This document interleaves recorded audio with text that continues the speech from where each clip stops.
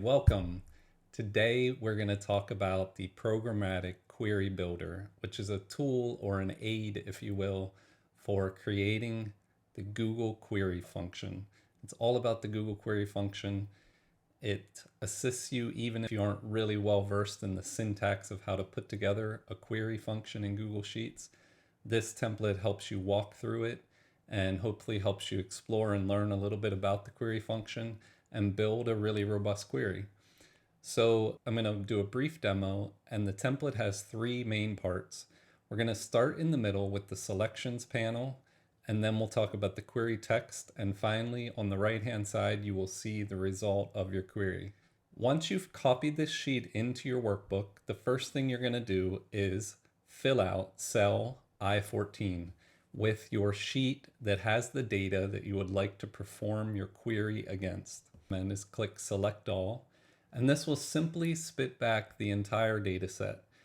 In this case, I have put a limit on here in case you use this against a data set that has 50,000 rows. I didn't want the sheet to just immediately expand that far. So I've put a limit. It will only return the first 150.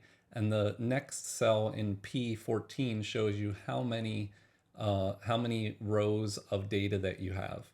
So in this case, I'm well within the limit that's set, but if you wanted to show more, you can change that or just delete it entirely and you'll get the entire data set pulled back. So this gives me a chance to look at my data. Again, it's just a regurgitation of what is on the transaction sheet, and we'll mess with the formatting of the columns later, but I can see what's here and I can start to think to myself, how do I want to display this data? Once I put in the sheet name, all of the columns get returned for that sheet. And so I kind of have a menu, so to speak, of what I can pick. So I'm going to decide, first of all, to pick certain columns that I want. And let's say I want to see the date, description, category, amount, tags, and account. Let's say I want to see all of those. I can select all, and it will down select just the ones that I've picked. So that's the first thing. Let's talk about the layout here for a moment. You have a select area, a where area, group by, pivot, and order by.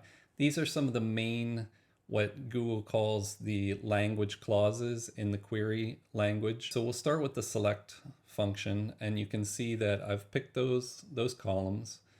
The next thing I can do is if I want to change the ordering of those columns, let's say I want to see the category first, I can affect the ranking by putting a number there. So let's say I want category tag, so I can kind of reorder it with this ranking.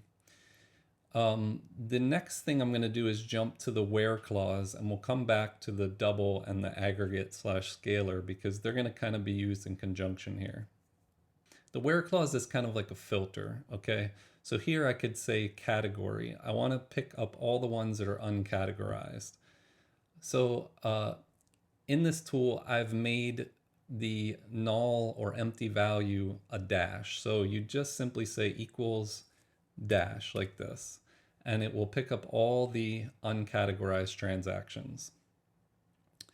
The other thing you could do is instead of that, just order by the category ascending, and you'll have all the uncategorized ones pulled to the top. So the order by, I'm going to kind of walk through just some scenarios and you can see how these different things work. We can say we want everything that's greater than 0. So that's kind of like a polarity check. Then we can say, okay, I want anything greater than or equal to $200, for example. Then I can sort that descending. See what the greatest ones are at the top. Okay, let's talk about dates. So one thing that doesn't happen by default that you should set up in the beginning, if you would like to use the dates, it'll make it a little easier. You can of course manually fill in the date values, but if you want to, there are presets and pre-formatted dates that will pop up in this gray area when you pick the presets. If you have a consistent date column here, you can then do something like this and set this row equal to the values in line 18. This will save you some time as you look at different date scenarios. And you'll see this in a moment. So right now I have all dates. If I want to, I can pick from the presets this year, this quarter, this month, last X days, for instance. It will bring up a cell that I can enter in the number of days. And now you can see, because I've tied that to the gray box, this will automatically pull in the formatted dates. And then I don't have to sit and type it in or copy it in. The other choices here that I want to point out are a single date. So when you pick single date, you would have a chance to enter a date here. You can double click that and have a date picker, and you'll have a single date entry here, which will show up. And in this case, I don't have anything greater than today. So I could say less than or equal today, and it will show my data again. You can also have custom dates for 2 dates, so spanning 2 dates. So you can double click again with the date picker and pick something that's between those 2 dates. So we can say greater than or equal to and less than or equal to. Let's go back a month, and then I think we'll see it. Okay, so that's the date section. Another thing I would like to point out is tags, for instance. You can do this operator by default does and, so it's greater than this date and less than this date. That works okay for the dates. I'm going to put all dates again. I'm going to come to tags, and I'm going to say I can use this keyword contains, and I could say contains Roboto, and it will show all the tags that have Roboto, even if they have some other tags. If I wanted it to just be equal, we can filter that last one out. Let's go back to contains. And I'd like to point out that if you wanted to do 2 tags, you could say contains Robinson was another tag. And we can see now, if we look on the left side at the query text, it shows me what my where clause is. It has and. If I change that to or, I will now have the or function, and I get both Roboto or Robinson. So that's what this and or is. It defaults to and because that's used in most cases, but you would be able to switch it there. Okay, let's talk about grouping by category and amount. So let's say we wanted to get a summary by category of how much we're spending. And we'll pick category amount. So we got category and amount. Now, let's say we want to group the category. We can say group by, and then we got an error. So let's talk about errors for a second, because a lot of times until you get the hang of it, you will definitely hit errors. And the good thing about this is that the errors are fairly descriptive, that you can interpret them. And I give a little bit of extra help here in the top. If you expand the first couple rows, I have a troubleshooting section that lists the common errors here and the remedy. So in this case, we have cannot group without aggregate. So that makes sense. We're trying to group the category, but the value for the amounts are still in individual amounts and they haven't been aggregated. So that brings us to the aggregate / scalar column. So here for amount, we will pick sum, but you can see that there are a bunch of other aggregates and then some scalar operations. So now let's say we want to sort that. We want to see the greatest at the top. By amount, we can say ascending, or the greatest expense at the top would be ascending. So you can see that. And then you can also see we still have some uncategorized here. So the next thing would be pivoting. Pivoting is very interesting. You might want to see, okay, how about by month? What am I spending? So here we can now pick up using the date field. In some cases, you might have a month column in your data set, but here I'm not even going to use that. I'm going to use the scalar operation month on the date field and call this a pivot. Check what is the error. It says no aggregate and order when pivot. So the order by actually is the problem here. You can't use that. And now we have a pivot by month. You can see here One downside of this is that you can't label these pivot columns, and the month, using it this way as part of the date column as a scalar function, it starts with 0. So 0 is actually January. In a moment, I'll show you how you could make that go away, but just for now, we'll understand that's January, February, and March. So now we have a pivot table, so you can see how that might be quite useful. This is a good example. Let's take the pivot off where I can show you the adder. So you see how I have categories by summed amount. The reason for the adder is sometimes you want more selections than what you can do here. You can only pick one aggregate, for instance, for amount. But what if I want to see the maximum amount, the average amount? I can add that with this adder. So I say average column 5. And then let's also do the max column 5. And you can see it will add them in. We have an adder here in the select statement. We also have an adder in the where statement. Okay, so one category we haven't talked about in the select area is the double column, DBL. This column is kind of special. It allows you to pick an aggregate or scalar for a certain field along with the original field itself. So let's look at an example with date.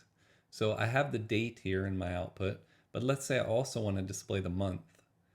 So I can pick month and I can pick check off double, and it will show me both the date and the month. This allows you to get both of those things, an aggregate scalar and the original column. Okay, so the last thing that we haven't talked about is the rank of the order by. So let's look at this example with dates, categories, and amounts. Let's say I just have the month, okay? And then I start to order this set of data. So month ascending, category ascending, amount descending.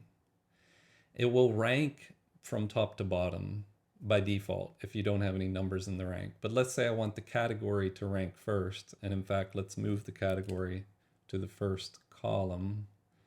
Let's say I want the category to rank to be sorted first. Then you can see the uncategorized at the top and it goes down and so forth. The rank allows me to have the order by applied first to the category, then it will apply to the month, then to the amount. So that's how that rank works. Okay, I think we've covered everything in the selection section and we've looked at the query result panel. Let's talk last about the query, text, and overrides panel. So on this left side, what's happening is as you're making the selections, the clause statements are being automatically written out here. So anytime you're uncertain, you can look over here for a reference of what is being generated. You have 3 fields for overrides here. First, let's talk about the order by override. The order by override allows you to completely override what is in the selection in the order by. And that may come in handy or necessary when you have, like for instance, that double field is selected on the date. You can only order by the first part, the actual date, and not the aggregate scalar part. So you may need to override that in a more complex situation. And to do that, you need to rewrite the entire order by clause. So that's what that's for. The label overrides are pretty fun, actually. You can change the labels just on the fly. So category would become test, for instance. And then when you have a pivot like this, whatever you type in here is just going to get added to the labels that are already existing. Columns that you have in your query will automatically be listed here, and you have a chance to override each and every one of them.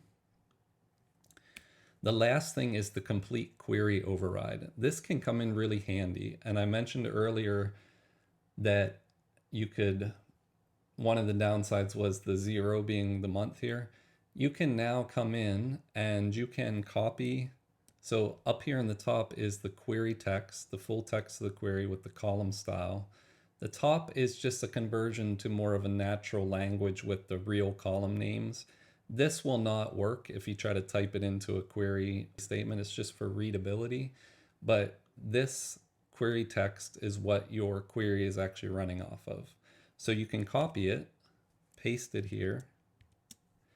It will turn red just to alert you that it is the only thing that's determining the output right now. So you need to delete it if you're going to start changing more things with the selection panel. But here you could, for instance, add a +1 to the month, and that would automatically, it doesn't change any data, but it just changes the label for you, makes the 0 become a 1 for January. So that's one way to fix that. So that's basically it for the walkthrough of the Programmatic Query Builder. Before we close, there's one additional thing that I'll show you, is kind of a little demonstration of what you could do. What I'm going to do is show you how you might lock in this query and then select the category. And by the way, when you lock in this query, as time goes, this will continue to add data. And you can select a category and then drill down to what are the details under that category. So to do that, the first thing you would do is take the query that's here, because this is the query determining this output, copy it, and we'll paste it up above in cell B2, for instance. Then we will take our query and duplicate it over here, and I'm going to leave room for 12 months. And I'm going to put that query again. We're basically just duplicating it. Next thing we'll do is we will lock this one. Instead of B19, we're going to change it to B2.